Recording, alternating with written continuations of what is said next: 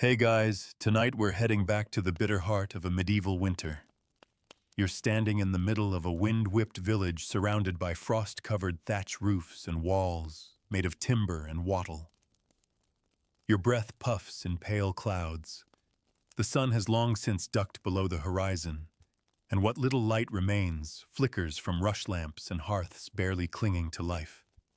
The chill is bone-deep, and the nearest blanket is shared with 5 others. There's no insulation, no hot water bottle, and no radiator to crank up. And tonight, the air smells like smoke, damp wool, and cold cabbage stew. Welcome to the coldest night of the year. And you probably won't survive this. So before you get comfortable, take a moment to like the video and subscribe, but only if you genuinely enjoy what I do here. And if you're listening from somewhere cold or cozy, drop your location and the local time in the comments. I love seeing where you all are drifting off from. Now dim the lights, maybe turn on a fan for that soft background hum, and let's ease into tonight's journey together. It starts like this. Your breath curls into mist as you sit in the cramped corner of a croft, a mud-floored peasant's hut, where the only insulation is a hay-stuffed mattress and the collective body heat of your family. The roof sags a little, overhead straw poking out between rough-hewn timbers. Smoke curls from the open hearth in the center of the room, but there's no chimney. The smoke is supposed to rise and find its way out through a hole in the roof, but more often it just hovers, mixing with the damp and settling into your clothes, your blankets, your lungs. The door is a simple plank of rough wood barely latched, and the wind presses against it like an impatient hand.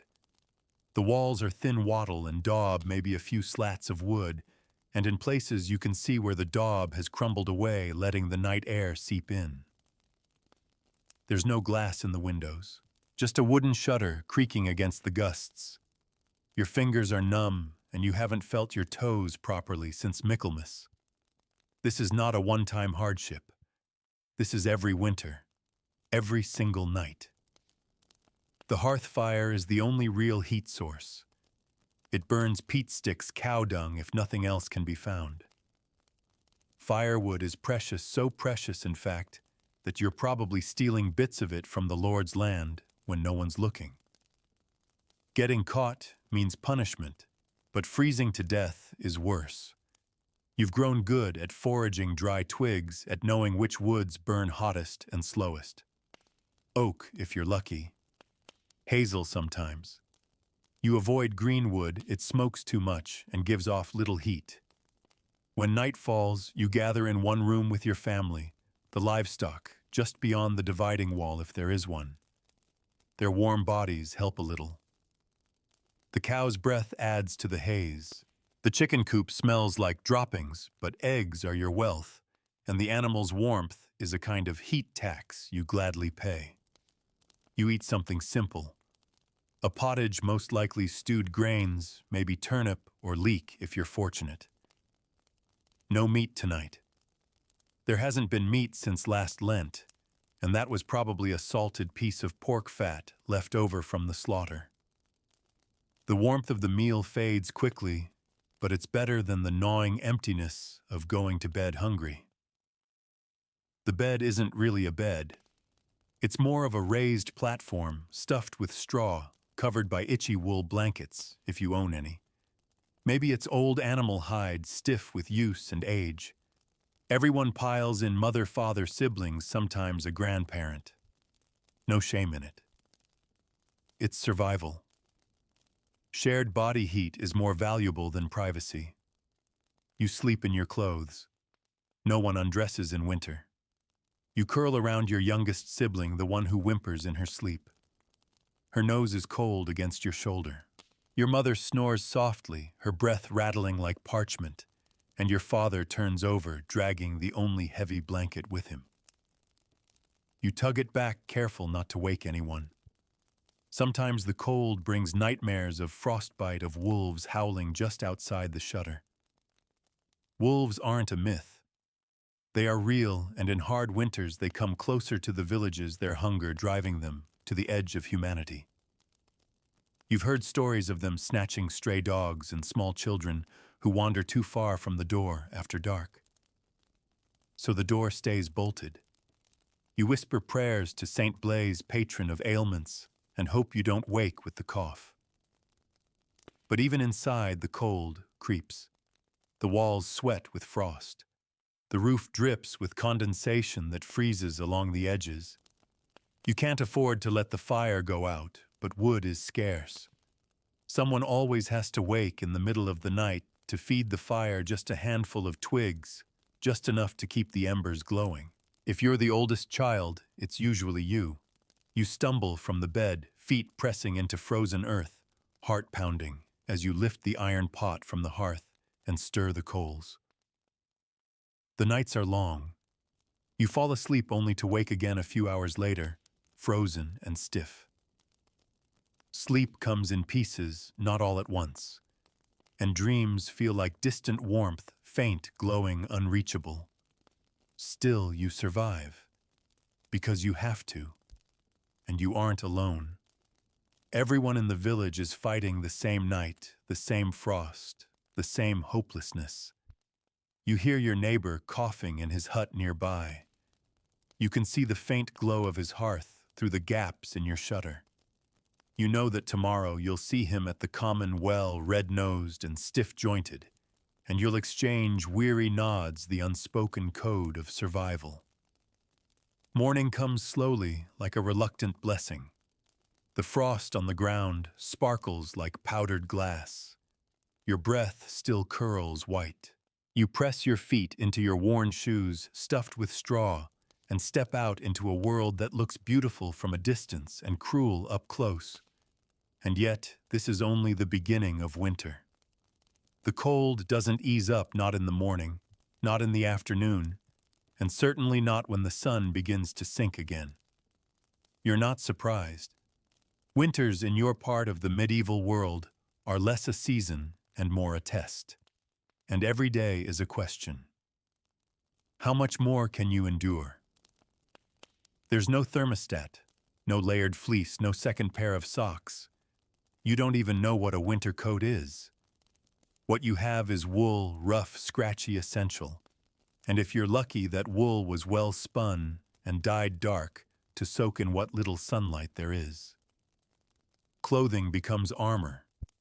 You don't take it off, not at night, not even during the day unless it's soaked through. Most peasants sleep in what they wear. You wrap up in cloaks, scarves, whatever you can find. Layers matter. Linens underneath if you have them, wool over top, and an outer garment that's as close to waterproof as the 14th century can provide. That might mean boiled wool, oiled leather, or just an old sack repurposed with stitches and patches. You tie rope or leather around your calves to keep the wind from blasting up your legs. It helps a little. But the wind finds its way in anyway. It always does. Your hands stay cold unless you keep them busy. That's a simple truth in winter movement, is survival. Idle hands freeze, so every day you rise with a list of chores that seems more like a punishment than a plan. There's wood to scavenge, water to fetch from the stream before it ices over, animals to feed, manure to muck out. Even in the bitterest cold, life demands motion. The cows don't milk themselves, and the chickens don't understand what it means to be cold. Your feet stuffed in turn shoes made of stitched leather don't offer much protection. If you're clever, you've packed them with dry moss or straw. That buys you a few hours before the damp creeps in. You step carefully. Frozen puddles are a trap.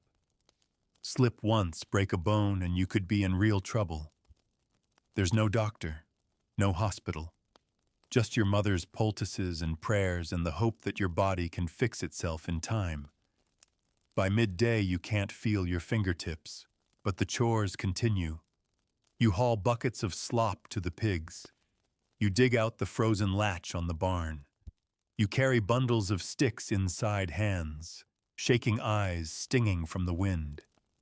The fire must never be allowed to die. Even when it's just embers, you guard it. Coals are precious. Relighting a fire from scratch with flint and steel is a long, cold process, and the flint might be too damp to spark if you haven't kept it dry in a pouch under your tunic. Inside the croft, your mother stirs something over the fire. It's always something humble: barley broth, cabbage stew, maybe a thick slice of coarse black bread dipped in a weak ale or milk. Fat is survival. You crave anything rich, anything warm. Lard, if you can get it, goes on everything. Butter is rare, but if it's stored well, it can last weeks in the cold. In truth, anything that doesn't spoil is considered food. Even moldy bread can be cut around. Even dried peas can be boiled for hours, until they yield something resembling nourishment. When the wind howls outside and snow drifts gather against the shutter, your world shrinks to the size of a hearth. You learn to sit close to huddle near the center of heat. The hearth becomes the heart of everything. Cooking, warmth, light, family. Stories are told here. Prayers are whispered. Arguments happen here too, voices rising above the crackle of wood or dung. But no one storms out. Not in this weather. You've learned tricks passed down through generations. Heat stones near the fire, then tuck them beneath the bedding. They radiate warmth for a while, enough to get you to sleep. You might fill a clay jug with warm water and place it at your feet. It's crude but effective. Some nights you place fresh straw under the bedding to trap heat. Other times you spread pine branches beneath the pallet to insulate it from the ground. These methods aren't foolproof, but they help. And then there's the straw mattress itself, always needing repair. You fluff it. You refill it. You shake out the fleas. You pretend not to hear the scurrying of rats. It's not just the cold you're surviving, it's everything that comes with it. The biting insects, the sickness, the gnawing hunger. Illness spreads in winter like gossip at the village well. Coughs echo through thin walls. A fever is feared more than wolves. There's little to treat it with beyond herb teas, boiled roots, and whispered prayers to Saint Sebastian or Saint Apollonia. If someone's too weak to rise, someone else has to take up their chores. That means more work, less rest, and another pair of freezing hands at the hearth. You begin to understand why people hibernate, in a sense not like bears, but in spirit. When the sun dips behind clouds for days at a time and everything turns white and gray, you withdraw. You move less, talk less. You become like the world outside, quiet, half asleep, waiting for the thaw. Even children play less. There's no energy for running games, no warmth for joy, just the silent expectation of spring.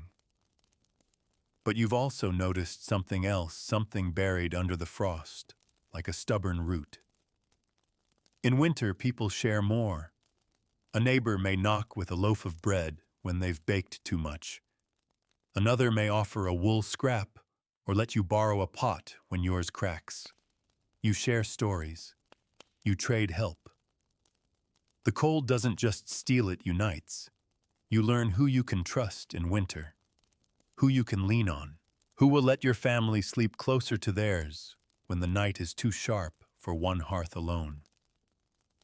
Sometimes you huddle with others in the Lord's barn during blizzards.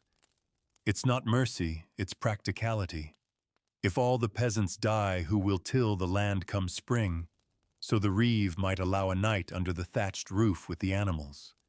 It's not warm, but it's shelter. And when wind rattles the timbers and snow falls sideways, even a barn smells like salvation. And so night comes again. You crawl beneath the blankets, tuck your arms close and press your face into the shared heat of your family. Your breath fogs the air. The fire has dwindled. Someone will wake soon to stoke it again. But for now, your eyes close. The wind wails outside.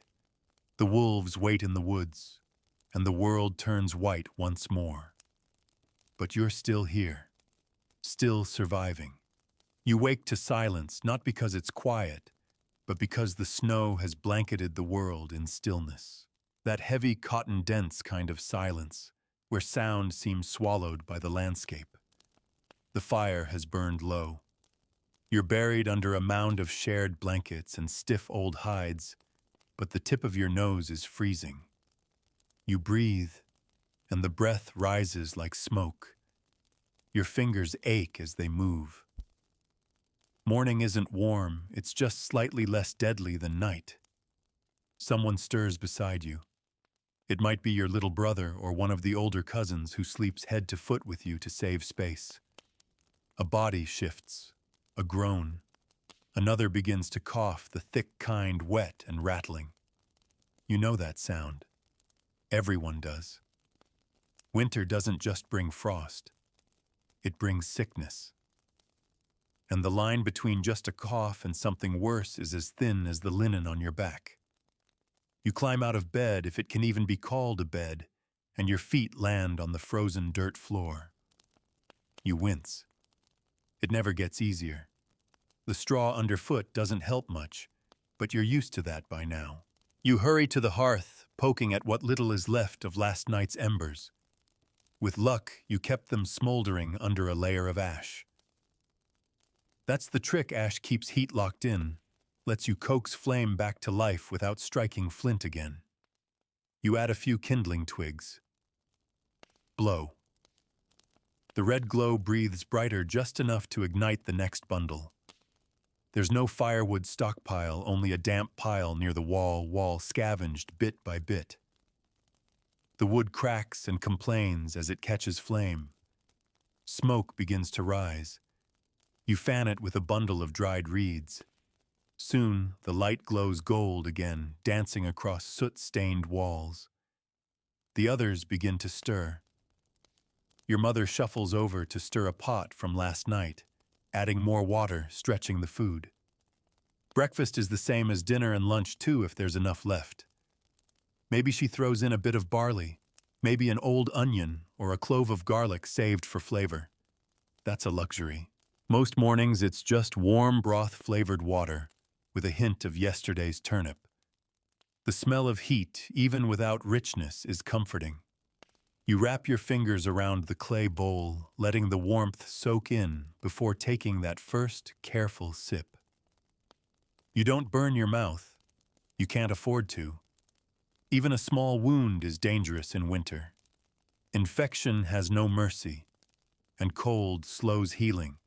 So you're careful, always careful. Once the bowl is empty, it's back outside. You brace yourself. The door creaks open, and the cold punches through like a blade. The light outside is so bright, it hurts. The snow reflects the morning sun in hard, dazzling flashes. You squint as you step out, boots crunching into snow that comes halfway up your shin. The sky is pale, almost silver. You can see your breath again. You always can. The first task is always the same: check the animals. You trudge to the lean-to by the barn where the goat and cow are penned. They're shivering too, their breath rising in great steaming puffs. Their water has frozen solid. You break the ice with a stick, stirring it, to make sure they can drink. If they can't drink, they won't eat. If they won't eat, they'll die. You've seen it happen before. You feed them what little hay remains. Fodder is running low. You'll have to mix it with chaff soon, dust and stalks swept from the floor.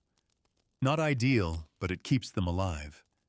The goat bleats pitifully. You reach out, placing your hand against her side. She's thin, too thin. The cow looks better. She at least has a bit of meat on her bones. But how long that lasts depends on whether the snow lets up. After the animals, you head for the well. It's a long walk, even longer when your legs sink into the snow. The path is trampled and icy. You carry a wooden pail, the handle wrapped in cloth so it doesn't freeze to your hand. The air is quiet, no birds, no movement, just the occasional groan of a tree weighed down by snow. The well is frozen over. You take the iron rod stashed nearby and begin to chip at the ice. It takes time. Your shoulders ache. Your hands go numb even with wool mitts. When you break through, the water sloshes up with a chill that cuts deeper than air. You dip the bucket, hauling it up slowly. One splash and your leg is wet. That's dangerous. Wet is death in this kind of cold. You hurry home, each step careful but quick. Inside, the hearth is stronger now. The room's slightly warmer.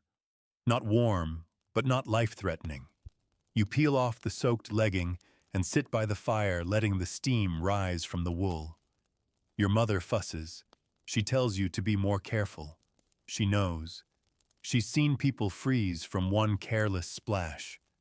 Later, you help mend the roof. It's sagging again. Snow is heavy. You climb up cautiously, hands gripping the brittle ladder, patching holes with bundled straw and dried mud. It's risky. One slip and you could fall, break a leg, maybe worse. But you need to seal the gaps. The cold creeps in through the tiniest cracks, and that's all it needs. As the day passes, the sun never climbs very high. By mid-afternoon, the light begins to change again, turning soft and amber, sliding toward evening. The shadows stretch. You can feel night waiting at the edges. Inside, you and your siblings weave rush mats. It's a winter task, something to do with your hands. The dried rushes were gathered in warmer months, stored in bundles in the loft. Now you braid them tightly, knotting them into mats for the floor or fresh bedding layers. They help insulate, keep the dirt floor from leaching away your heat. Rush lights are made too. Strips of dried rush dipped in animal fat, then burned slowly for light. They don't smell pleasant and the smoke stings your eyes, but they're cheaper than candles. And they last. Your job is to twist the rush tightly to wind it properly so it doesn't fall apart when lit. You work with your fingers close to the flame, using the heat to soften the rush. It's soothing in its way, monotonous but warm. Dinner is eaten early before the fire dies too low. The same stew. Maybe a heel of bread if you're lucky. You chew slowly. You savor every bite. There's no telling when you'll get more. Then comes the long process of preparing for night again. You bank the fire, rake the coals together, pile ash to keep them alive. You place the warmed stones in the bedding. You bundle up with as many layers as you can find. You check that the door is latched and that the shutter is pulled tight. You lie down, eyes adjusting to the dark. Your sister curls beside you. Someone's foot nudges your calf. You're crowded, uncomfortable, but warm, mostly. Warm enough. You listen to the wind outside. You hear the trees groan. Maybe far off you catch the sound of wolves again. You close your eyes, and somehow you sleep. When morning comes again, it's not because of sunlight. It's because of sound. A rooster crows somewhere in the distance, muffled by the thick walls of snow. Someone sneezes beside you. The baby stirs and begins to cry, wailing with a rawness that cuts through the air like a bell. Your eyes open slowly, lids crusted with sleep and smoke. Your breath rises in curls. It's another frozen morning, another challenge waiting in line behind the last one. The fire has gone low again, just a faint glow under a mound of white ash. You don't move yet. You just lie there watching your own breath, listening to the hush of winter outside your walls. There's something comforting in the sameness of it all. Terrible, yes, but also predictable. You've survived nights like this before. You'll survive this one too. Maybe. Eventually, you sit up the blanket, pulling away like peeling bark. The shock of cold hits immediately. It seeps into your scalp, your teeth, your bones. You tuck your chin to your chest and slide your feet into the shoes you left near the hearth, though they're barely warmer than the floor itself. Your mother's already up, adding twigs to the fire. She moves slowly now, her joints stiff from years of cold winters and hard labor. Her hands cracked and red tremble slightly as she lifts the kettle. No one complains. No one says they're cold. That would be like saying the sky is blue. It's understood. You take your chores without being told. Out to the barn again. The cow needs water. The chickens need grain. You carry everything through snow that has crusted overnight, the top layer icy and slick. You walk carefully, shoulders hunched, hands tucked into the folds of your tunic. The sun has not fully risen. The air has that strange, hollow sound of deep winter, the kind that makes you feel like the whole world is holding its breath. The cow breathes steam into your face as you set down the bucket. She's hungry and slow. Her breath smells sweet and sour. She blinks at you with dark, wet eyes. You reach out and stroke her neck, whispering words. You don't even think about comforting nonsense that somehow comforts you more than her. The chickens are restless too, feathers fluffed against the cold. You toss them grain sparingly.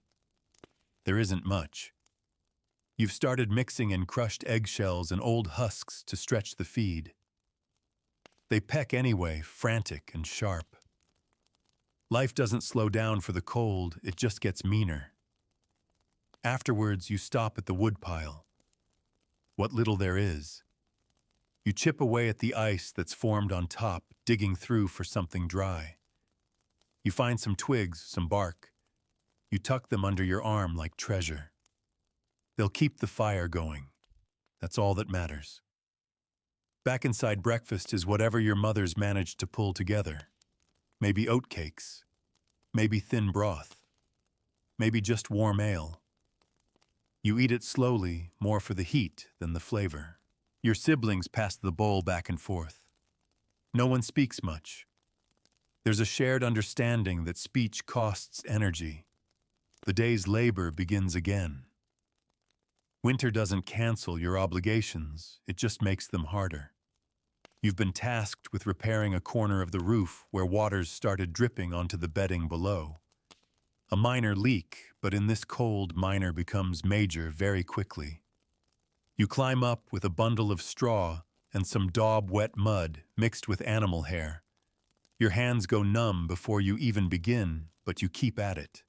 You work until you can't feel the difference between your skin and the wind. The snow keeps falling, not in thick, dramatic flakes, but in a slow, constant drift, like it's been falling forever and will never stop.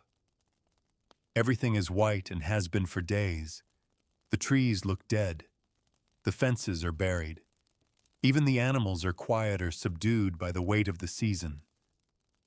But there are moments, small ones, where something like peace creeps in. That afternoon, while hauling a bundle of dry rushes inside, you pause and look around. The snow is falling softly. The world is quiet. A bird flits from branch to branch, puffed up like a ball of down. Your breath rises in slow columns. For a second, everything feels still, not dead, not dying, but sleeping. As if the world itself is wrapped in a heavy blanket, dreaming of spring. Back inside, your mother asks you to help spin wool. The spinning wheel creaks as you work the fibers, drawing them out between your fingers, twisting them into thread. It's slow work, but rhythmic. You lose yourself in the motion, draft, twist, wind. The wool is scratchy, the oil clinging to your hands. But the sound of the wheel and the warmth of the fire are a kind of lullaby. You glance at the window, just a shutter really, with frost creeping along the edges. The light is fading again. The days are short like a sigh. You finish your spinning and begin helping your father patch a pair of boots with scraps of hide. The soles are worn thin. They won't last another month. But you repair them anyway. You always try. Dinner is a thicker stew tonight. Your mother found a handful of lentils buried in the storeroom. She added dried herbs, a bit of salt. You can taste it. It's not much, but it tastes like hope. The fire is bright tonight. Someone found a solid log out in the woodshed, likely dropped from the Lord's last gathering. You don't ask where it came from. You just enjoy it. The flames crackle. The light flickers across the walls. The shadows dance. Your family sits close knees, touching heads, nodding off one by one. Someone hums a tune from memory, an old ballad probably learned from a grandmother long gone. It fills the space like warm air. You sing softly along your voice, low, half asleep. Later the fire is banked again, the stones placed in the bedding, the shutters latched. You curl into the pile, the blankets rough but shared. The wind howls outside. But inside, just for a moment, it feels like the cold has lost. You sleep, knowing it will come back tomorrow. But so will you. You're dreaming of spring. Not flowers or sunshine, just warmth. The kind of warmth that seeps into your shoulders, that loosens your jaw, that lets your fingers move without cracking. But then the wind groans, and you wake up curled in the same cramped space, sharing breath with your siblings, and the pungent heat of bodies that haven't bathed since the river froze. It's still winter. Of course it is. You were only dreaming. This time you don't rush to move. You lie there listening. The thatch roof creaks. The shutters rattle softly. Someone in the bed coughs again. Not the shallow, dry kind. This one's deeper, from the chest. It sticks in the silence like a stain. You turn your head slowly. It's your little brother. He's awake too. His eyes glisten, and you can tell he didn't sleep much. Your mother is already stirring the fire. She moves in slow circles, pulling on her tunic, wrapping her shawl, setting a pot over the low flame. The embers glow with her motion. She's used to doing this, has done it for years. Her hands move with purpose, though you know they hurt. She never says so, but the way she presses them against her back after every task speaks louder than words. You rise carefully, so as not to disturb the little ones. Every movement feels like a negotiation with the cold. Each joint must be coaxed into action. You flex your fingers until you can grip the empty bucket, then head toward the door. Outside, it's colder than yesterday. That's saying something. You step into a landscape of iron. The air burns in your nostrils. Your breath clouds thick and white.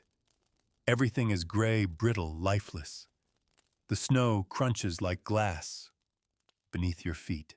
Even the trees look as though they've surrendered their branches, drooping, their bark glazed in frost. The well has frozen solid again.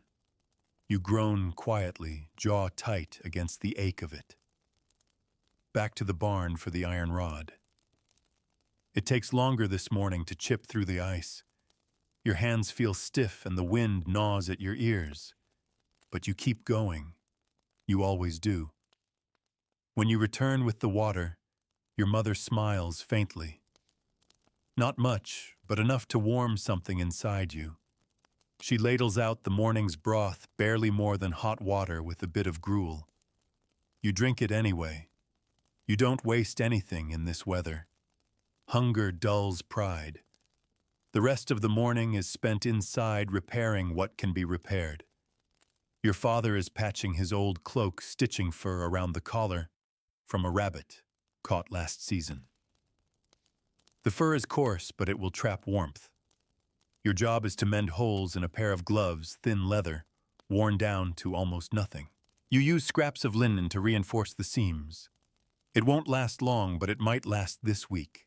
That's enough. At midday, the light barely shifts. It's brighter outside, but the cold doesn't lift. The snow has stopped, but the sky remains thick with clouds. You take turns feeding the fire.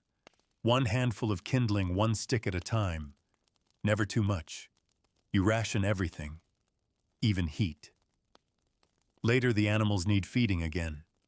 You head out wrapping your scarf twice around your face, leaving only your eyes exposed. The cow loads softly when she sees you, whether from hunger or habit, it's hard to say. You whisper to her as you scatter straw and check her water. The chickens are tucked into the far corner of the coop, their feathers puffed against the cold.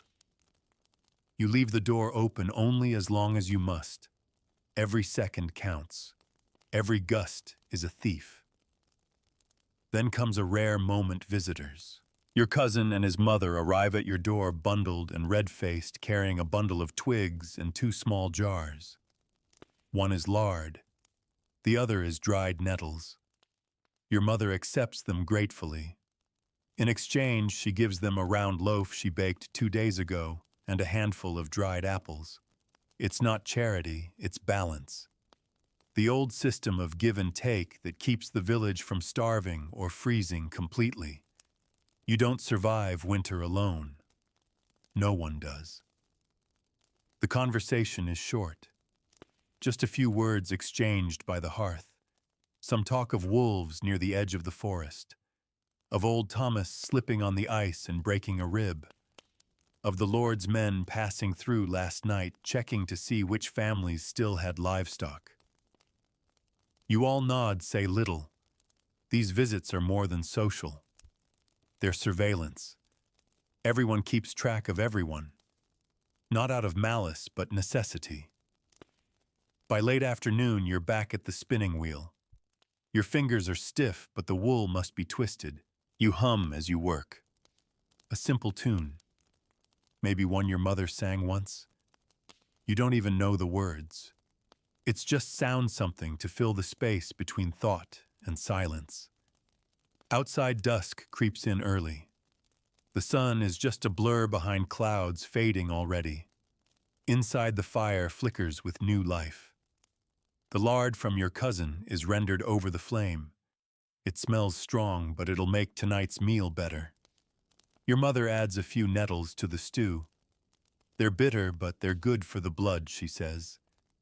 Warm food makes everyone speak a little more. Your father tells a story tonight, one about when he was a boy, and the snow was deeper than the fence. About a day, the river froze solid enough to walk across, and someone fell through anyway. You've heard it before, but you listen again.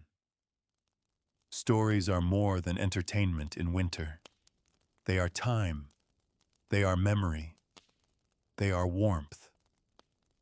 After dinner, your mother wraps the baby tighter, rocking him gently near the fire.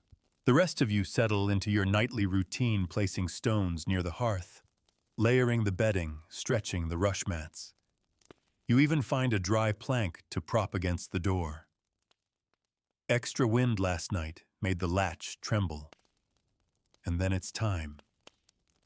Time to lie down again, in the same corner, under the same blanket, in the same positions, like puzzle pieces worn smooth by repetition. You nestle into place, heart slowing. Someone whispers a prayer, not loud, just enough for heaven to hear. Outside, the wind picks up again. The roof sighs beneath the weight of snow.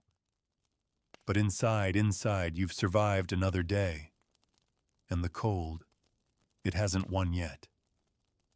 You sleep lightly now, not out of choice, but conditioning. The cold doesn't allow for deep slumber. Not really. It nudges you awake every few hours, as if to check that you're still breathing. Still here. Still part of this world of frost and smoke. Sometime deep in the night, you wake up to the sound of scratching. Not the rats. You know that sound well. No, this is something outside. A soft, eerie rasp near the shutter. You freeze. Hold your breath. The scratching stops, then starts again. You slowly sit up. The others stir, but no one wakes. You inch toward the shutter and press your ear to the rough wood. The wind whistles low and mournful. You're about to retreat when you hear it a huff, a breath, something warm and alive just on the other side of that thin barrier. Wolves. They're close tonight. You know they wander through in winter searching for scraps, scenting livestock and refuse. Usually they stay away from the houses. But when the snow is deep and the hunger deepens with it, even wolves forget their fear. They've likely scented the cow in the lean-to, or the chickens, or maybe just warmth. You press your palm against the shutter, heart thudding. You stay like that until the sound fades into the wind. When you lie back down, you don't sleep. Not right away. The next morning is tense. Everyone feels it. You don't mention what you heard, but your father notices the paw prints outside. Deep ones, multiple sets. They circled. You see the scrape marks on the barn door, low and frantic. The chickens are all alive but shaken. One hen is missing feathers. The cow is unharmed, but her eyes are wild. She didn't sleep either. You shore up the lean-to with extra boards, hammering in pegs from salvaged wood. The nails are hand-forged, expensive, reused whenever possible. You drive them in with care, your father guiding you. You say little. There's nothing to say. Just the cold, the wolves, and the knowledge that they'll be back. You haul more stones near the fire that day. You gather anything that might serve as insulation, old cloth sacks, even reeds. You help your mother stuff them into the cracks near the floor, between the walls under the door.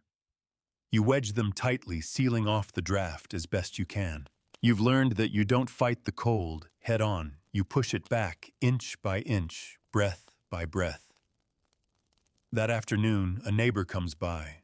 Old Marta. She's bent like a hooked cane, face lined like cracked earth. But her mind is sharp, her voice still steady. She carries a bundle of dried herbs and a length of coarse linen. To help with the cough, she says, glancing toward your brother. He's worse today.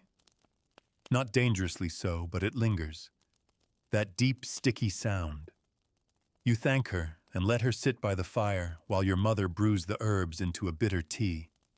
The steam smells sharp thyme, horehound, maybe yarrow. You don't ask. You just help. Marta tells stories as she warms her hands. Stories about winters past. About the year the river didn't thaw until May. About the time 2 villagers were found frozen upright, clutching each other like statues. You listen with wide eyes. The younger children lean close. Even though it's terrifying, it's comforting too, proof that someone lived through it. That someone always has. Before she leaves, Marta gives you a smile and presses something into your palm. A tiny lump wrapped in cloth. You open it later. It's a bit of beeswax and resin, a fire starter handmade and precious. You vow to only use it if the hearth ever truly goes out. You hide it in your tunic near your skin, where it will stay dry. Dinner that night is humble, just cabbage stew and a crust of bread. But the fire is warm, the room sealed tighter than it was yesterday, and no wolves are scratching at the shutters. You count these things. You hold on to them. Later, when the fire has been banked and the stones placed among the bedding, you sit near your brother and help him drink the last of the tea. He's tired, pale, but his eyes are clearer. You tuck the blanket around his shoulders and lie down beside him. And as you drift to sleep, you realize something winter teaches you about quiet victories, about small triumphs, a day without sickness, a stew that's not just water, a shutter that holds. These are the things you hold sacred now. You awaken to the creak of snow shifting from the roof, a soft thud, then silence. For a moment you lie still, half hoping it means the thaw is beginning. But when you lift the edge of the blanket and look toward the shutter, the pale blue light filtering through tells you otherwise. It's not warmth. It's just the sun glancing off a new layer of frost. Beautiful, yes. Deceptively so. You sit up slowly. Your body protests. Your joints ache from sleeping curled so tightly, night after night. Your breath escapes in little clouds.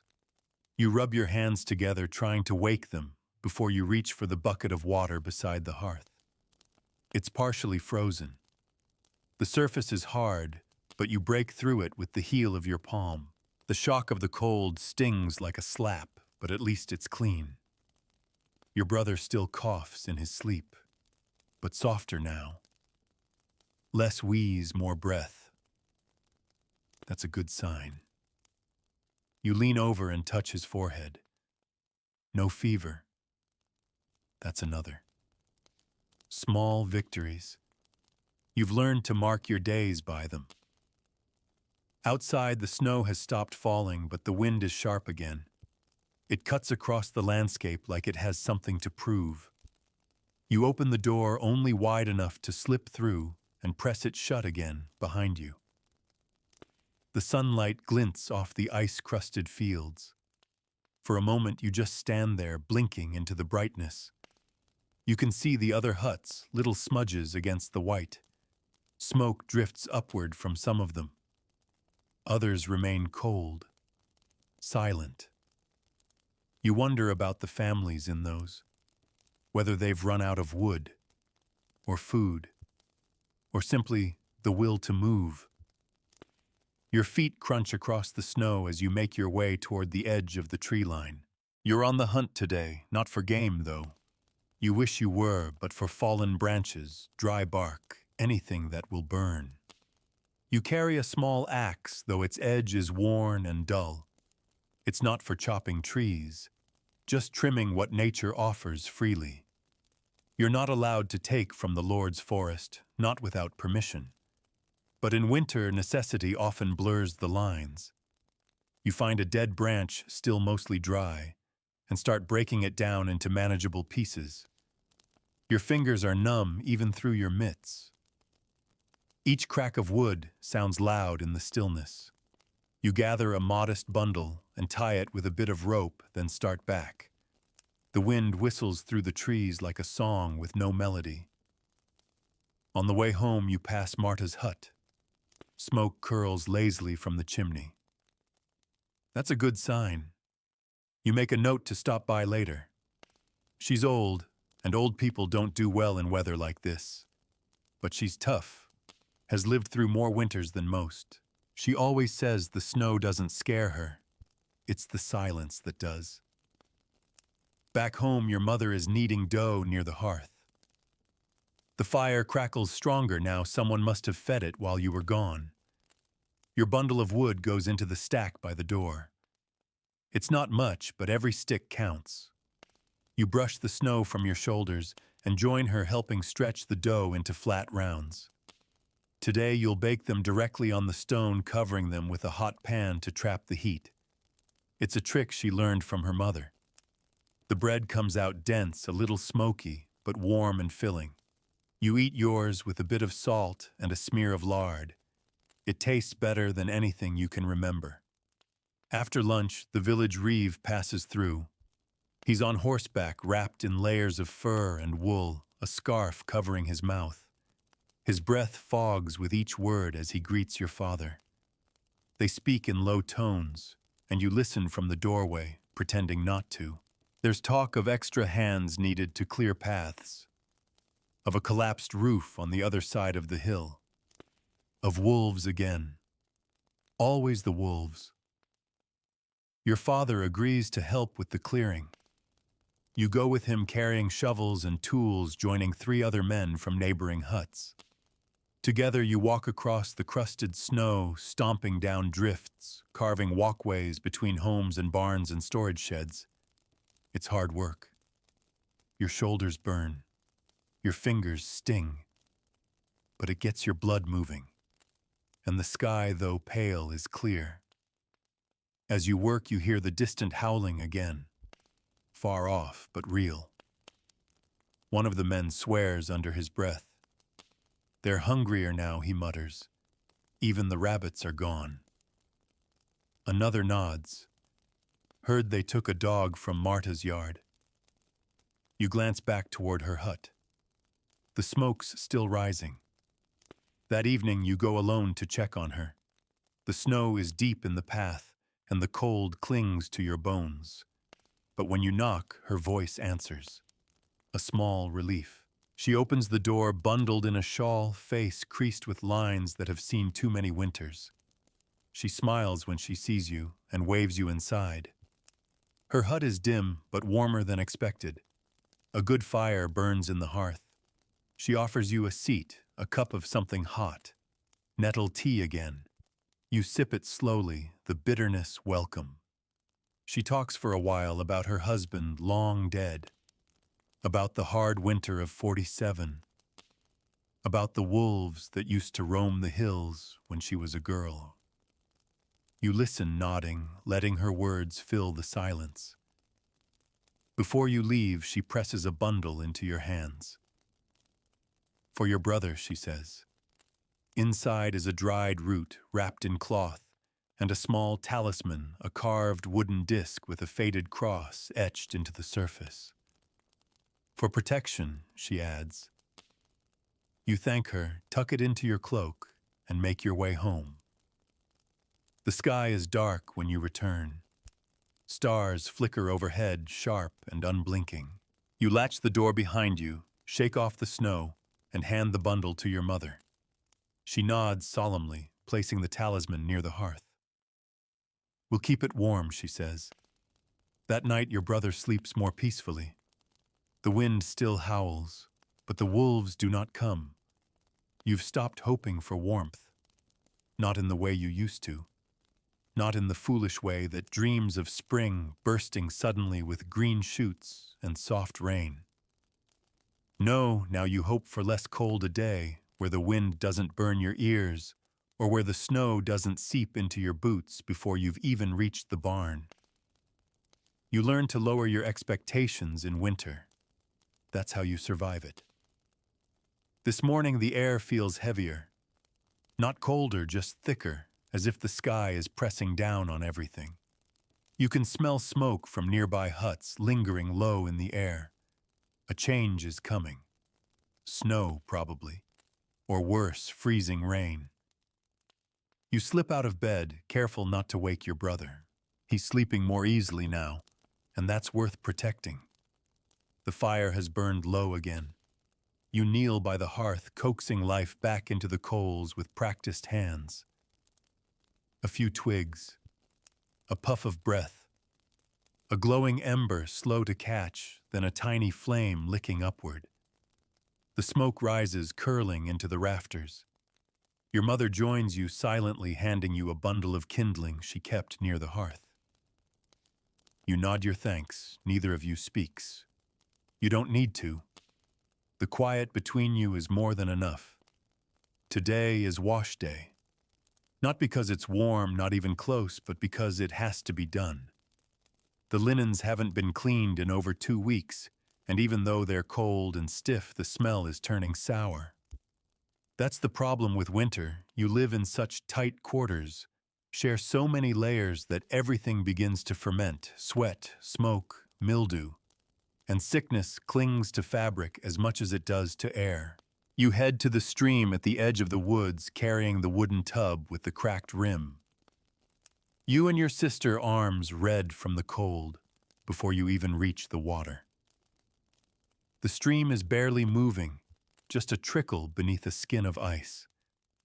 You break it open with a stick, then kneel on the snow-packed bank. You scrub with ash soap your mother made from animal fat and wood ashes. It burns your hands, but it works. The linens freeze almost as quickly as you wring them out. You drape them over bushes, over rocks, anywhere they might dry, or at least stiffen in the sun. They'll be brought back inside tonight, warmed near the fire, then hung from the rafters to finish drying. Everything in winter takes twice as long and costs twice as much effort. Back at the croft, the wind has picked up. You pile sticks by the hearth, then return to your next task, darning. The socks have holes again, all of them, even the thick ones. You thread a bone needle with rough yarn and begin sewing. Your fingers fumble, at first stiff and cracked, but you find your rhythm. Stitch, pull, knot, repeat. You glance across the room. Your brother is playing with a little carved horse your father made. The toy is simple, a few cuts of wood, 2 holes for eyes, but he runs it along the blanket like it's galloping. You smile. Children are like fires. If you tend them, they keep glowing. By midday, the sky darkens even more. Heavy clouds, low and bruised. Snow begins to fall again. Thick, slow flakes, each one distinct, perfect, and utterly indifferent. You go outside to check the animals again. The cow lowed once this morning, but hasn't made a sound since. You find her curled into herself, breathing slowly, covered in a dusting of snow. You brush her down, speak to her softly. She blinks back at you with tired eyes. There's barely any hay left. You give her the last of it. Tomorrow you'll try to barter with the miller's wife for more if she has any to spare. You return to find your mother heating a stone over the fire. She wraps it in linen and tucks it into the bedding. You've started doing that more now. It helps, a little. Sometimes the stone is still warm by morning, sometimes not. But it's one more tool in the fight against the creeping cold. That evening your father brings news. The Lord has sent word that the peasants must gather to clear snow from the main road by the manor. Not tomorrow, tonight. Before another storm hits. You're to go with him. The other boys, too. All strong arms needed. No excuses. No pay, either. Just the promise that the work will be remembered. You eat quickly flatbread with melted cheese, a rare treat, and then dress in layers. Wool tunic, cloak, mitts, hat pulled low. The cold wraps around you like a second skin the moment you step outside. The snow is already piling. The wind bites your cheeks. But you walk anyway. You and a dozen others gather near the bend in the road. Most are familiar faces. A few are strangers, villagers from farther down the hill. Together you take shovels and branches and begin clearing the road, packing down snow, digging trenches along the sides. The work is brutal. Your breath comes in sharp white gasps. Your hands throb inside your mitts. The road seems endless, and the snow keeps falling. But no one stops. No one dares. The manor watches even if it says nothing, and you can't afford to be the one who quits. Hours pass. The wind howls. Someone slips. Someone curses. Someone breaks their shovel handle and keeps working with just the blade. By the time you return home, the stars are out hard and cold in the sky. Your legs barely carry you. Your back aches, but the fire is still burning. Your mother saved you a bowl of stew, thinner now, but warm. You eat in silence, letting the heat spread through your chest. And then you sleep. You sleep the sleep of the utterly exhausted, the kind that doesn't even dream. When your eyes flutter open, it's the weight in your arms that tells you it's morning. Not the light, not the sound. It's your youngest sister bundled against you like a kitten, her breath slow, her hair damp with sweat from the shared warmth. You shift carefully, peeling yourself away from the warm patch you created through the night. She doesn't stir. For a moment, you envy her. The fire is out. Not completely, but enough that the cold is quick to reclaim the room. You can see your breath again. The stones you'd heated last night are cold to the touch. You kneel by the hearth without thinking. Your fingers dig into the ashes, brushing aside the top layer, praying for a glow, just one sliver of red, one living ember. And there it is, tiny, faint, fragile. You coax it back to life like you're handling a bird's egg. A few strands of straw, a twist of dry rush, then the careful breath. A glow, then a flicker, then flame. Your mother once said that starting a fire is like saying a prayer with your hands. You believe her now more than ever. Outside, the wind whistles sharp and high, a teeth-baring wind. It rattles, the shutter winds through the thatch. You brace for the day. After a quick sip of broth, your father sends you back to the road. The snow returned overnight, undoing half your work. The drifts are waist-high in some places, wind-blown and stubborn. This time, fewer men show up.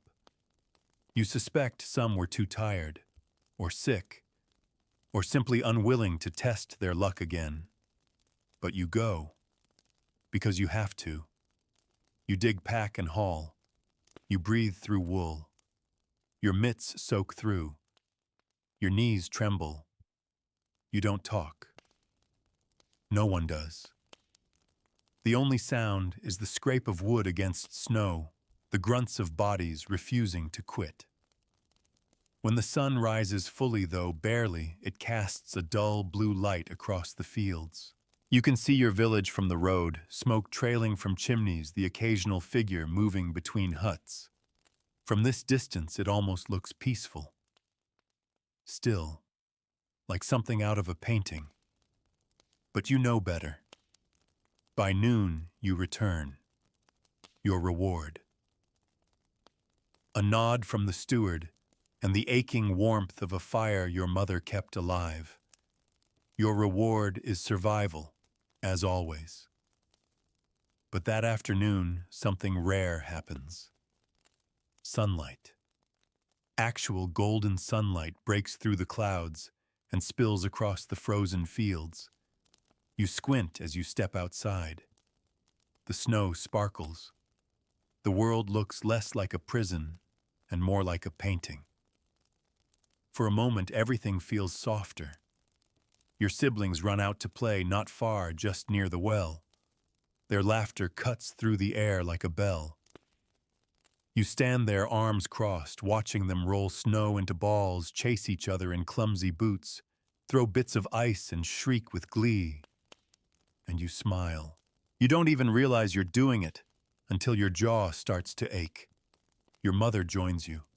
She stands beside you without speaking, hands tucked into her sleeves, gaze fixed on the children. The sunlight catches in her hair, glints off the frost in the corner of her shawl. "They'll remember this," she says softly. "Not the cold. Just this." You nod. Because she's right. The sun doesn't last long. It never does in winter. But that sliver of light does more than warm your skin, it warms your spirit. You tuck that feeling deep inside, storing it like a secret ember. That night, your father carves another toy, this one a bird. You watch him work his fingers thick and calloused, the knife moving with careful strokes. He doesn't speak much, but you sense the intention in every movement. He finishes it just before supper and hands it to your sister, who hugs it like treasure. The stew is thinner tonight, the bread smaller, but no one complains. The laughter still lingers in the room like the smell of warm wool. You sit close to your brother again. His cough has faded. He eats without wincing. You want to believe it means he's healing. You do believe it. Later, after the bedding has been laid out and the fire banked, your mother lights a single rushlight and reads aloud from a bit of parchment she's kept tucked away. It's not a book, not really, just a scrap of a psalm copied from a church somewhere far away. She doesn't read perfectly. Some words she skips, others she guesses at. But it doesn't matter. Her voice carries the meaning even when the words falter. You listen. and then you sleep. The wind is quieter tonight. The roof doesn't creak. The shadows don't move. And in your dreams, it's still that moment, the one with sunlight. The one where the snow sparkled. The one where, just for a breath, winter loosened its grip. By now, you no longer count the days. The rhythm of winter is not in calendars or saints' feast days, but in repetition. Fetch the water, tend the fire, check the cow, mend the cloak. Time has frozen with the land suspended in routines as unchanging as the gray sky above you. But somehow, this steadiness becomes its own comfort. A cold, creaking sort of comfort, but comfort nonetheless. This morning you wake before anyone else. There's no particular reason. Your eyes simply open, and your body refuses to return to sleep. You sit up listening to the silence. No coughing, no wind, just the soft sound of breathing, the gentle hiss of the banked fire still clinging to life under ash. The room is silver blue with early light. Your family sleeps in a tangled pile of limbs and blankets. The fire glows dimly. You cross the floor on stiff legs, careful not to step on your sister's fingers where they poke out from beneath the blanket. You crouch low, gather some twigs, and begin the process of reviving the fire. You don't need to be told anymore. You've become the kind of person who simply does what's needed. It's the only way to get through this season. Once the flame is steady, you pull on your cloak and boots and step outside. It's snowing again, but softly. The kind of snow that drifts down in silence, piling like ash light, but relentless. The air smells clean, sharp, and almost sweet. You walk toward the well not because you have to, but because you want a moment alone. The village is still, just smoke curling slowly from the roofs. You pass the edge of the woodpile, noting how low it's gotten. You'll need to collect more branches tomorrow. Maybe strip bark. Maybe break down old furniture if it comes to that. At the well, the surface is frozen. Again. You don't break it yet. You just sit on the edge and let your thoughts wander. Your hands red and rough fold together in your lap. You can't remember the last time you felt truly warm. But you're alive. And in winter, that's the highest standard. Later, the rest of the house begins to stir. The baby cries first. Your mother hums a quiet tune as she rocks him. Your father grunts as he stands stretching a back stiff from sleeping on straw. Your brother asks if the sun's out. You say no, but the snow is soft today. That seems to satisfy him. Breakfast is a handful of dried beans and a sliver of smoked turnip. Nothing fresh, nothing sweet. You chew slowly, washing it down with warm water. Your stomach doesn't complain anymore. It's learned what to expect. Mid-morning, a knock at the door changes everything. It's the blacksmith's son. His cheeks are flushed and his nose runs. He speaks quickly between breaths. His father fell hurt his leg. Can your father help? There's no doctor. There's barely a priest. The village handles its own wounds. Your father doesn't hesitate. He gathers a small satchel with herbs, linens, and a bone needle. You go with him. Not because you're asked, but because your mother's eyes tell you to. The blacksmith's house is larger than yours and warmer. The forge, even when dormant, holds heat in the stones. But the air is tense.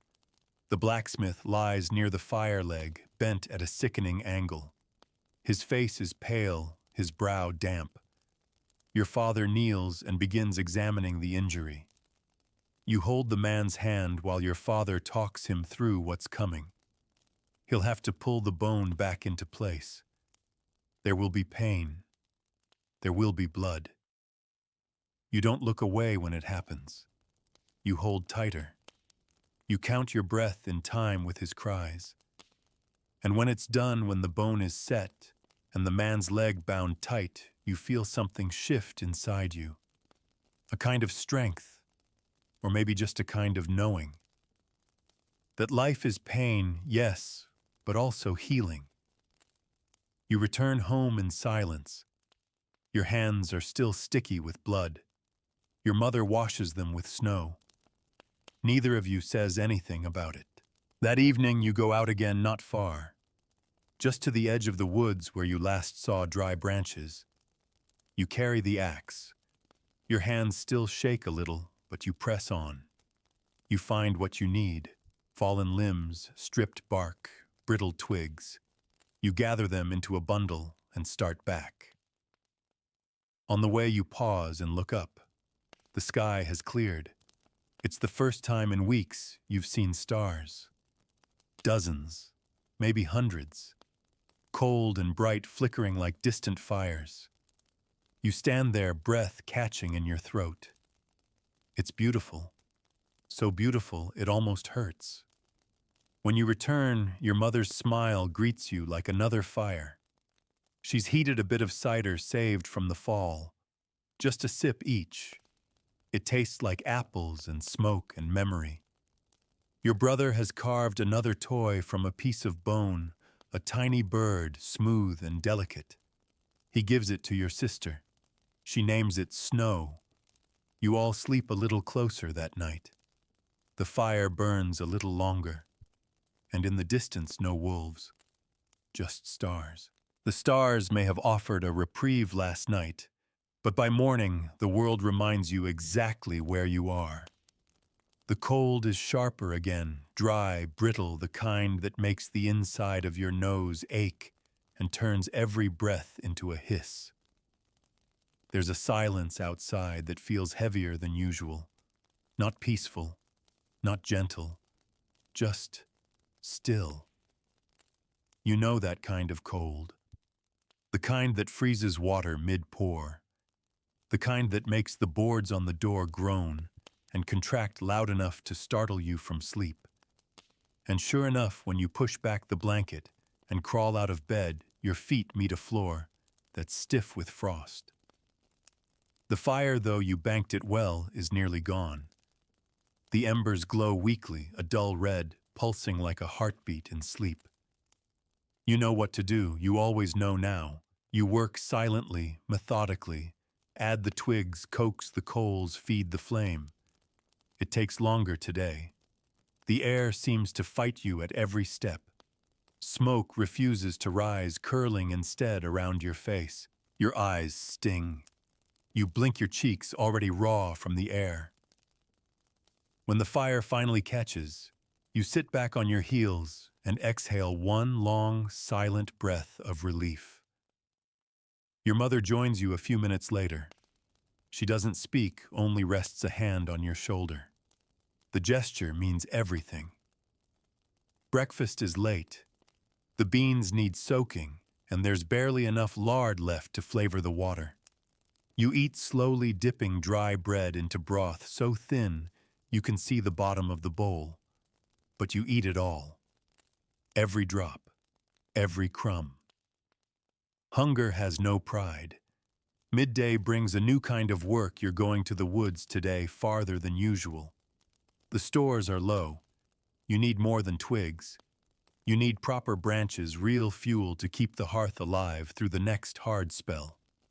Your father will go with you this time, along with 2 neighbors. You bundle in everything you have: 2 cloaks, thick socks, mitts repaired twice already. You take the rope for dragging bundles and a small hatchet. You tuck the beeswax fire starter into your tunic, just in case. The journey to the woods is long. The snow is deep, the air still. No birds, no wind. Just the sound of your boots crunching and your father's quiet breath behind you. The sky is overcast again, low and heavy like a lid over the world. In the woods, it's darker still. The snow lies thick on every limb. The trees groan under the weight. You look for fallen branches, first dry ones free of rot. There's not much. Others have been here before you. Every peasant knows this stretch of forest. Every family has followed the same game trails and broken the same limbs. But eventually, you find what you need. You gather it slowly, carefully, bundle by bundle, tying it with rope, dragging it through the snow like treasure. Your father works quietly beside you, breaking a dead limb from a birch with a clean, dull crack. He glances over at you occasionally, but says little. His way of checking in. Hours pass. Your cheeks burn. Your shoulders ache. But your sled is full now. Enough wood for a few days. Maybe more. You begin the slow trudge home. Halfway back, it begins to snow again. Not hard, not yet, but steady. You quicken your pace, dragging the bundle harder, the rope cutting into your mitts. Your father falls behind for a moment to help the others. You don't stop. You can't afford to. By the time you reach the village, the light is fading. The snow is heavier now. The wind is rising. You stagger into the croft and collapse near the fire. Your mitts are soaked. Your feet burn as they thaw. You breathe through clenched teeth, letting the heat prick you back to life. Your mother helps you out of your cloak. She removes your boots and wraps your feet in cloth. You're shaking. She wraps a blanket around your shoulders and feeds you hot broth from the ladle, one spoonful at a time. You sip it slowly, steam curling into your eyelashes. She doesn't ask what you brought. She trusts you. Later, you help unload the wood. Stack it by the door. Keep the driest near the hearth. You're proud of it not because it's special, but because you found it. Because you earned it. In winter, pride doesn't come from riches. It comes from fuel. From food. From fire that stays alive through the night. That evening, the sky turns black faster than usual. The snow keeps falling. Wind howls like something wild. You push extra cloth into the shutter seams. You line the door with straw. You double the stones in the bed, heat them until they're almost too hot to touch.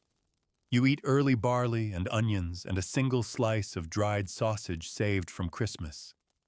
You eat in silence, huddled close, the fire warm against your knees. Then you lie down.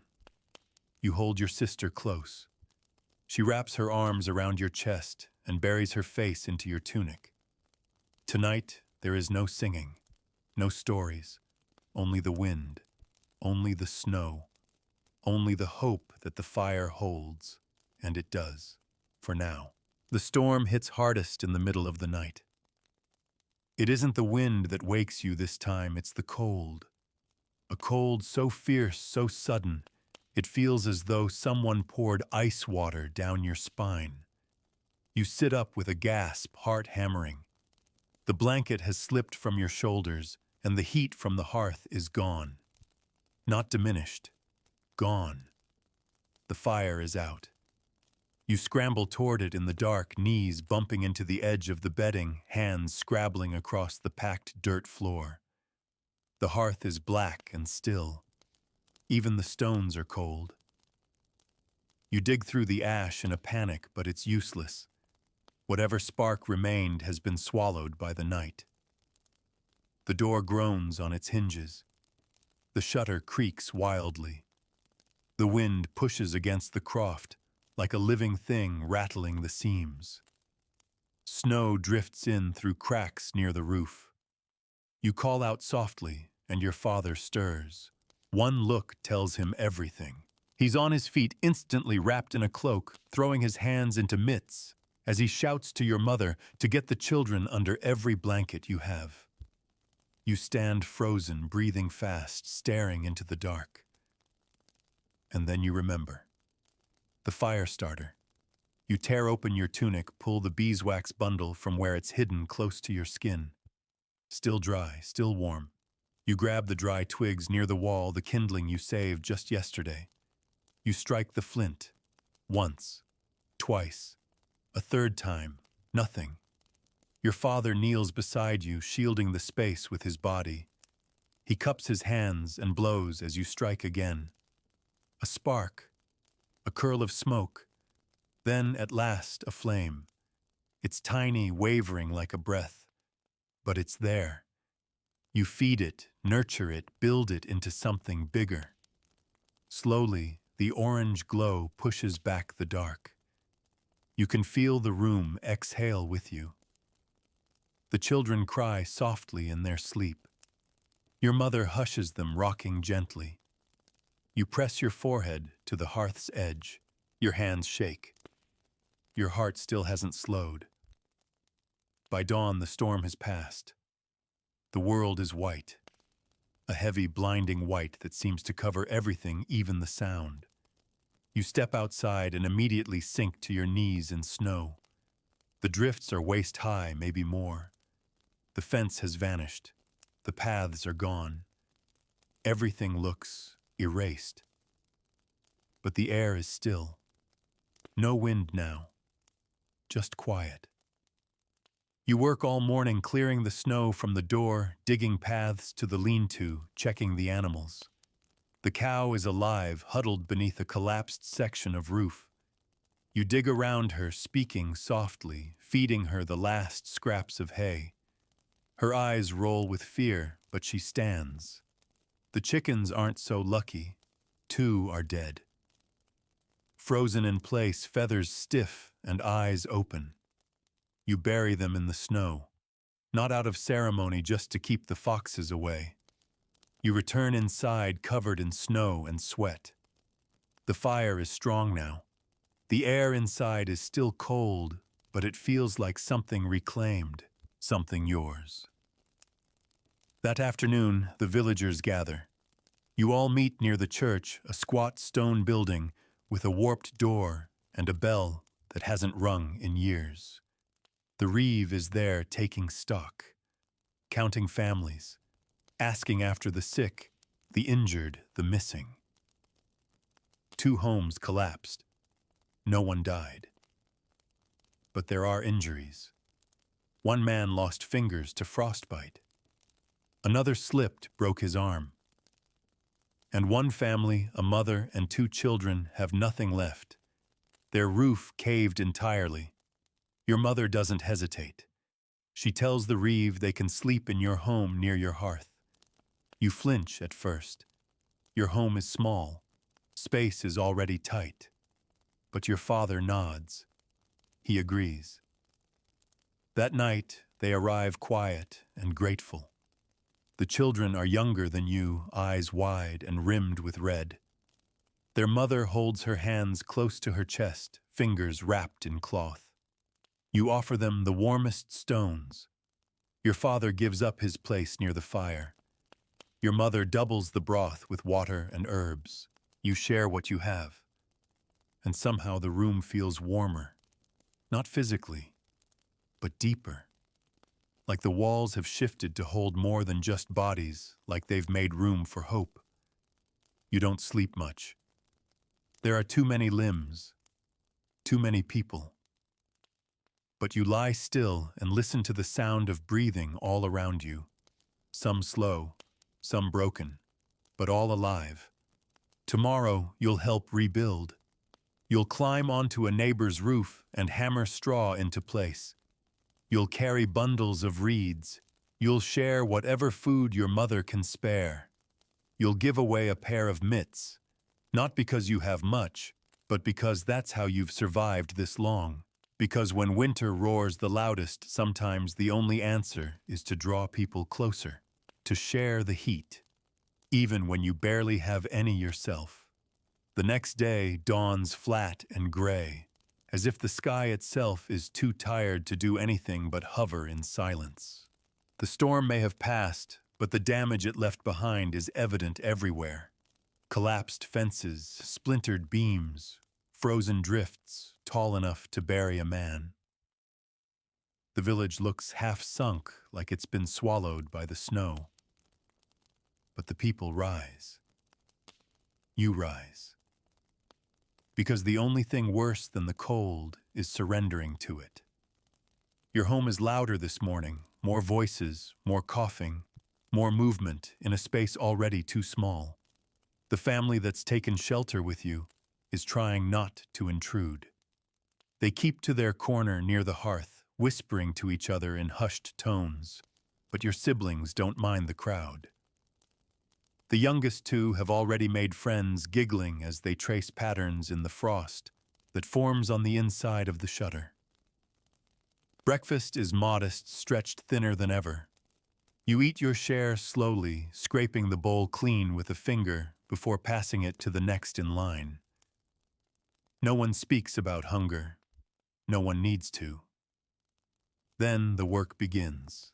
You and your father, along with the blacksmith's son, and two others set out to help rebuild the neighbor's collapsed croft. The roof gave in under the weight of the snow, snapping the beams like kindling. There's not enough wood to rebuild it properly, but with branches, straw rope, and whatever salvaged planks can be spared, it can be patched, sealed, made survivable. You spend the day hauling, climbing, hammering. Your hands blister. Your lips crack. Snow melts down your back and refreezes against your skin. At one point, your mitten tears and you feel the raw bite of a nail drive into your palm. But you keep going. All of you do. Not because you're strong, but because there's no other choice. Around midday, Marta arrives with a basket. You see her trudging up the path through the snow, hunched over, stubborn as ever.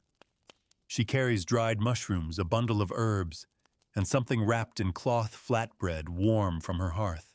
She says nothing, just hands it off and turns back toward home. You watch her go, her tiny frame nearly swallowed by the drifts.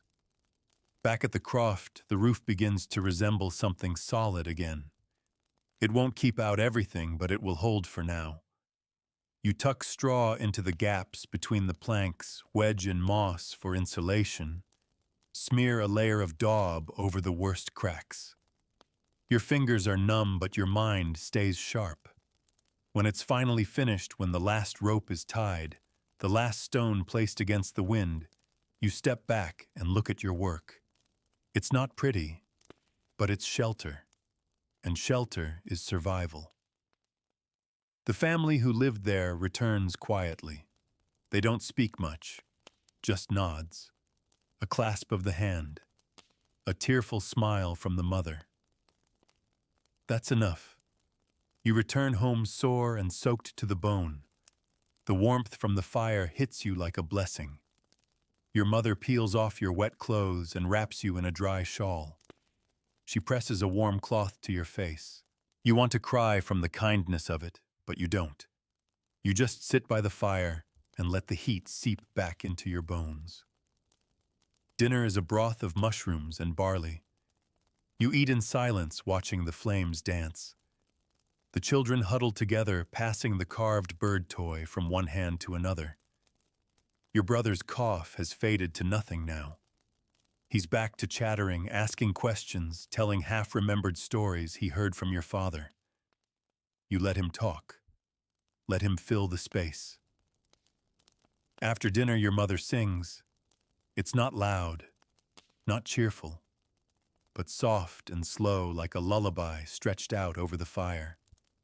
A song of saints, of waiting, of spring. The new family listens too. Their eyes are closed. They breathe in time with the melody, and for the first time since they arrived, their faces soften. The weight lifts just a little. That night the bedding is crowded again, but you don't mind. You fall asleep with your sister's hand curled around yours, your brother's foot pressed against your shin. The fire is strong. The roof holds. The snow is still falling, but it falls gently now. And for the first time in weeks, you dream of something other than survival. You dream of green, of rain, of the world returning to color. The next morning comes quieter, softer, almost suspiciously gentle. No howling wind, no screaming shutters, just the creak of your father's boots on the floorboards, and the muted chirp of a single bird, tentative, uncertain, as if even it isn't sure what this strange stillness means. When you open your eyes, you're warm, not completely, but more than usual. The fire is still burning. The hearthstones are glowing like miniature suns. The bundle of extra blankets you added for the guests has held the heat better than expected. Even your breath doesn't puff quite as thick into the air. It feels strange to wake up without a sense of immediate urgency. No collapsed roofs, no dying fire, no frozen pails or snowdrifts to dig through before your first bite of food.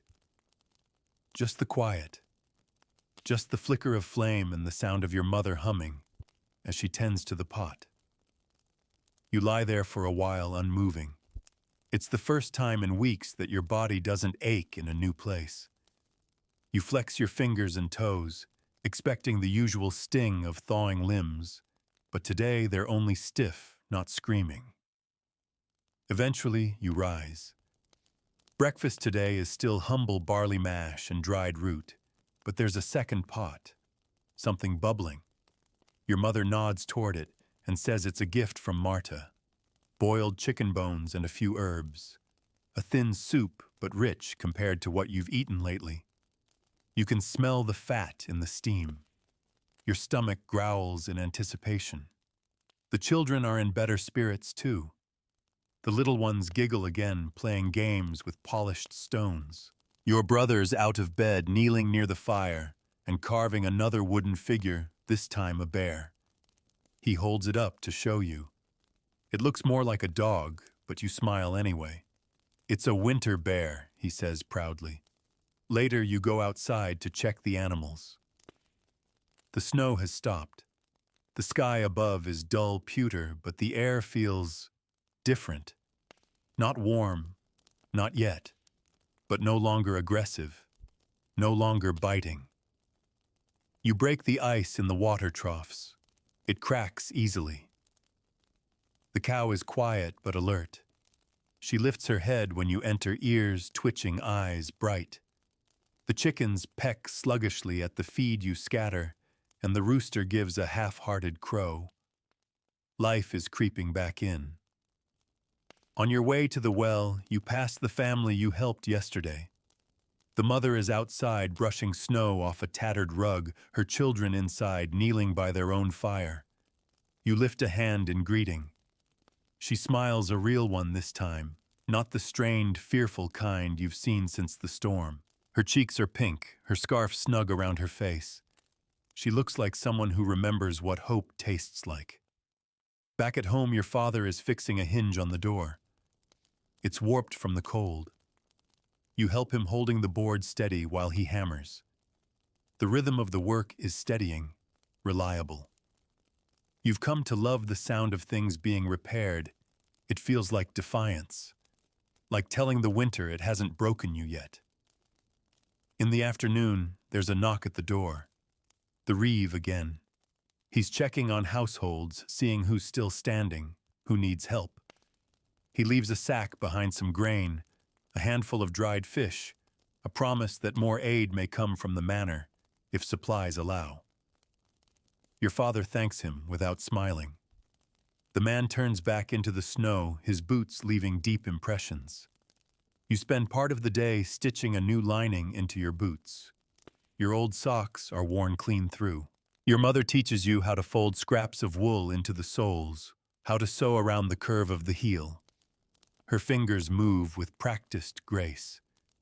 You try to copy her movements, and for once she doesn't take the needle from your hand. She lets you finish. Later, the sky shifts. You notice it while fetching water. For the first time in weeks, a shaft of golden light breaks through the clouds. Not much, just a thin yellow ribbon across the snow. But you stand there, bucket forgotten in your hand, watching it shimmer. You hear it again, that bird. Louder this time. Singing. Inside, you rush to the window. The others join you, peering out through the warped glass panes and frost-covered shutters. Is it spring? Your sister whispers. Not yet. But soon. That evening, your mother adds the last of the chicken broth to the barley. The stew is thick, flavorful. You eat in silence, too busy savoring each bite to speak. Even the baby sleeps peacefully tonight, cooing softly as he's rocked by the firelight. After dinner, your father pulls out a wrapped bundle you haven't seen in weeks, an old pipe carved from ashwood gifted to him long ago. He doesn't light it, just holds it cradling the familiar shape in his hands. Maybe tomorrow, he says. And then as the fire burns low and the shutters are secured, you lie down once again. The blankets feel less heavy, the air less cruel. You press your cheek to the scratchy fabric of the mat, your sister's breath soft beside you, and close your eyes. You dream again. This time of thawing rivers and fields dotted with flowers, of a world where the snow is gone and the grass returns. And for the first time in a long while, you believe it might really come. The thaw doesn't arrive in a single glorious sunrise. It comes slowly, as all things do in a peasant's life, incremental, subtle, and easily missed if you're not paying attention. But you are paying attention. It begins with a sound. Not the howling of wind or the cracking of branches under snow, but the drip, one drop at a time. Meltwater falling from the edge of the roof. It taps against the stone near the door like a message. The rhythm is irregular, but insistent. When you hear it for the first time, your eyes snap open, and your heart lifts before you even know why. The snow hasn't vanished, not even close. But it's softening, losing its teeth. And in its place comes mud, thick, sticky, clinging to boots and skirts. The ground that once felt like iron now squelches beneath your feet.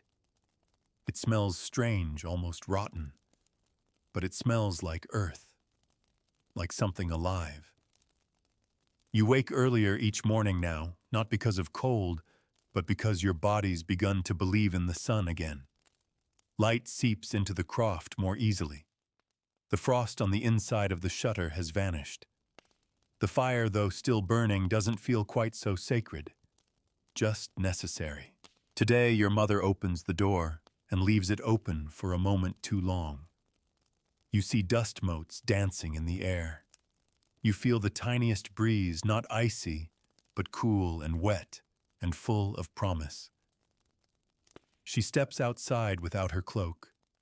You watch her back, her shawl fluttering as she stares toward the fields. Later that morning, the children help you carry out the rush mats. They're stiff with grime and ash and months of bodies. You beat them with sticks, the dust rising in clouds around you.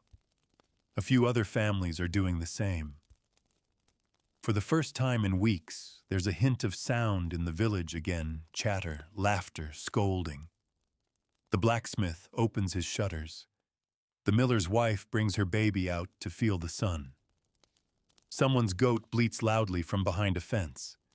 You hear a dog bark, not in warning, just because it can. Your father joins the others in the fields assessing the damage. The soil is frozen in patches, but the top layer is breaking. Work will begin soon. Plowing, planting, building again. You overhear him say something about borrowing a plowshare, about who might have seeds left from last year's harvest. The others nod. There's still fear, but there's motion. You and your brother walk to the stream together. For weeks, it's been little more than a frozen trickle. But today it runs, fast, shallow, clear. You kneel beside it and let your fingers trail through the water. It's still bitter cold, but it moves, and that feels like a miracle. When you return, your mother is baking. Not stew, not boiled root, but actual bread. Coarse, to be sure, black rye and oat, but bread all the same. The smell fills the house. It draws the neighbors one by one to the doorway. She shares it. Of course she does. Each family gets a chunk wrapped in cloth carried off like treasure. That night, the extra family begins packing to return to their home. Their roof is secure. The hearth is ready. The children cry softly at the goodbye. Your sister gives her bone-carved bird to the youngest one. For luck, she says, pushing it into their hand. Your mother adds a small jar of herbs to their basket. Your father gives a nod. No one says much else. But the gratitude hangs in the air like incense. After they leave, the croft feels larger again. Empty, almost. But not in a sad way. It feels like breath returning to lungs that had been held too long. You sit by the hearth after supper watching the flames. The heat isn't needed as much anymore. It's habit now. Ritual. A reminder of what got you through. Your brother sits beside you, quiet. Then he whispers, "We made it, didn't we?" You look at him. His cheeks are fuller, his eyes clearer. He's survived the cough, the hunger, the fear. You nod. Yes, you say. We made it. Later that night, you go outside again. Alone this time. The sky is open above you, full of stars. But to the east, a soft pink glow is rising. Not fire, not danger, just dawn. Real dawn. The snow is still there in patches and piles, but it no longer rules you. You step onto the packed earth. Your breath still curls in the air, but it doesn't matter. You've learned to survive the deepest cold the world could offer. And now finally, it's over. You close your eyes, and for the first time since autumn's end, you allow yourself to hope, truly hope, that tomorrow will be warmer, that spring will come, that you'll get to live, not just endure. And now the fire has burned down low, and your straw mattress creaks beneath the weight of your limbs. The shutters are drawn. The wind outside has calmed to a gentle sigh, like the world itself is finally exhaling. The heavy silence of winter is giving way to something softer now, something almost like peace. You shift slightly beneath your layers. The warmth of your family is all around you. The heat from the hearth lingers in the stones near your feet. The familiar scent of smoke, wool, and broth hangs in the air, strangely comforting now. You've weathered the worst of it. The coldest nights didn't break you. They sharpened you. You've lived through frost-bitten mornings and wind that clawed at the very walls of your world. You've watched the fire die and learned to bring it back with trembling fingers. You've known hunger fatigue, the fear of wolves, the silence of snow. But in all of that, you found something else: resilience. In your own small hands, you kept the flame alive. You shared what little you had. You stitched your clothes, hauled wood through snowdrifts, slept wrapped in the limbs of your loved ones, and you endured. So now, as your eyelids grow heavy as the room fades into shadows and the steady rhythm of breathing lulls you toward sleep, remember this: even in the darkest season, warmth was never gone. It just had to be found, right there between your hands. Good night, weary traveler. Rest well. You're safe now. You've survived the winter, and spring is coming.